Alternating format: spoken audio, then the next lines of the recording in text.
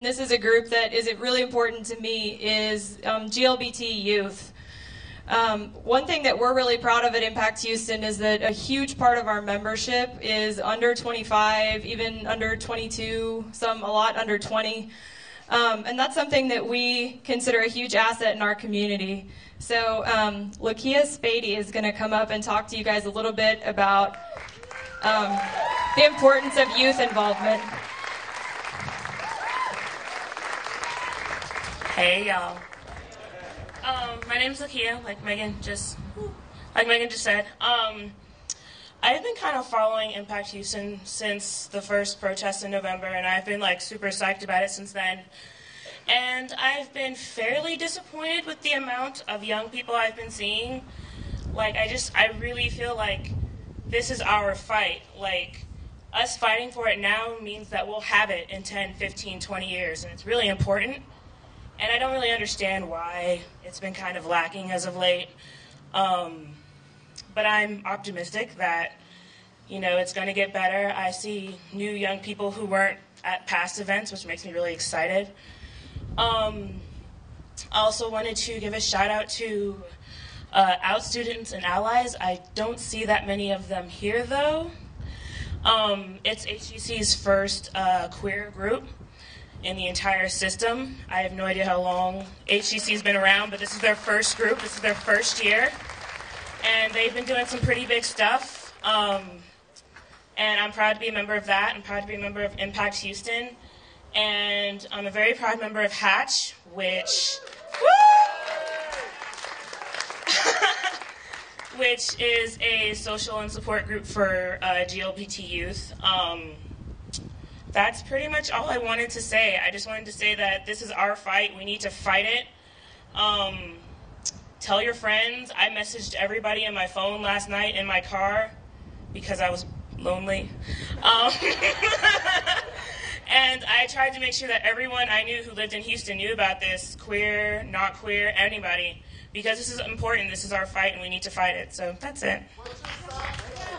Oh, what's my sign say? My sign says, "My dad served in Iraq twice so that you could vote my rights away." My dad just retired in 2007, Sergeant First Class. He was an E8. He got deployed in 05 and 06. That's all. Bye. Thank you, Lakia. Okay, so I just want to again thank Resurrection for having us here, and Reverend Dwayne Johnson for speaking, and for creating such a nice space for us to meet today. If we could give them another round of applause. And also a huge thanks to Mark for helping us set up this space. Thank you, Mark. And at this point, I just want to open the mic up to anyone who wants to come up and share a little bit about why you're here, why you think this is important. Okay. I'm not reluctant. I am straight. I have a screwed up marriage, but I still have a marriage. And I know that you can't do it alone, and you can't expect everybody to show up, Megan, because they're always being beat up, I'm sure, mentally. And so I'll try to be here every time. I've been here before. You have to get your straight friends here or you will not succeed. That's my belief. I'm sorry to point that out if that bothers you. I know that the women, in order to get the vote, in order to get the right to vote, women march from February to October in front of the White House every day. It was the first segregated prison population. It requires sacrifice. I haven't done any sacrificing myself by showing up. I'm sure my family's happy for me to occasionally get the hell out of there because I homeschool my kids, but it truly requires more than the GLBT community, and I hope that I can motivate more straight people to arrive. Thank you very much.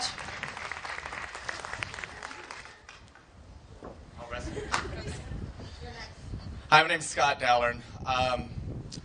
after seeing her sign about her dad serving in Iraq, I felt compelled to come up.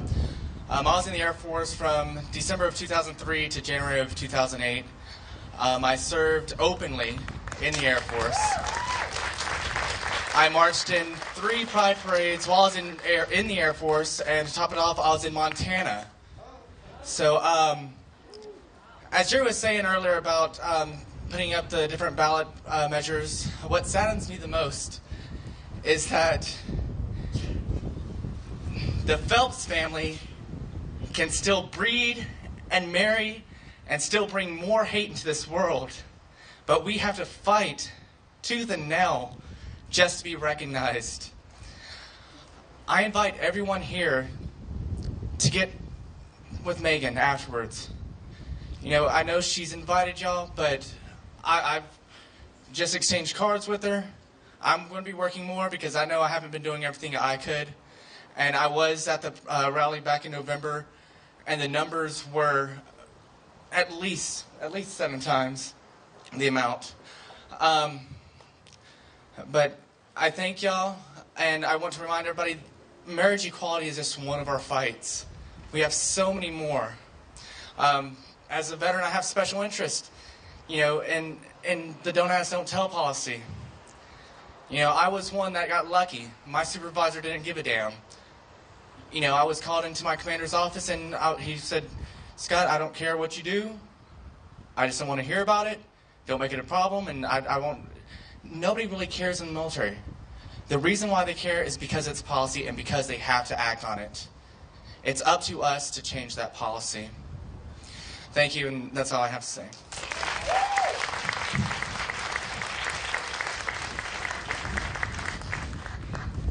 I'm just going to stand here for company. Thanks. Hi, my name is Caroline. I'm a junior at St. Agnes Academy. It's a high school, like in Sharpstown. And a long time ago, before I was even in high school, a group of girls at St. Agnes tried to start a gay-straight alliance, but the school wouldn't let them because it's an all-girls Catholic school. There would be a lot of parental flack, I guess. But so instead, they created something called Diversity Club, because no one can argue against diversity. But so we created the club, and now, like a few years later, about a decade, I get to be one of the presidents this year, and it was a lot of fun. And this year we had our annual Healing Homophobia Week, which can't be as blown up as the Diversity Week, which is like celebrating cultures, because there's a lot of negative parental flack. But I don't know, like it went really well, and we had panels, and like a bunch of people came in at lunch to speak to students. I don't know, I just want you to know that there's like high school students are getting really involved, and I don't know. Yeah.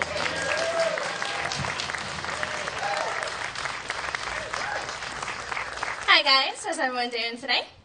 My name is Allie, I'm 22, I'm straight, but my sister, she asked me not to point her out, but she knows who she is.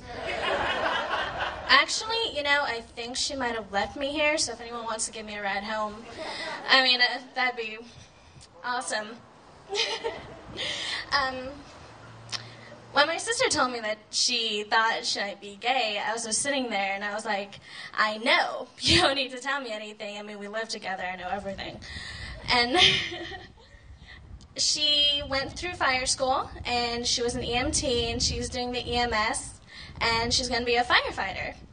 And so anybody who thinks that a girl can't do what a guy can obviously hasn't seen her work, because I've seen her move, even though she's an incredibly slow walker. And stop texting. I see you.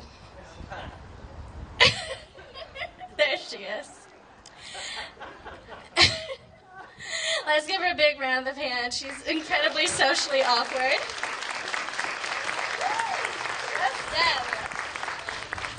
I'm not walking home. Anyway, my sisters are like my best friends, and I feel like I can tell them anything.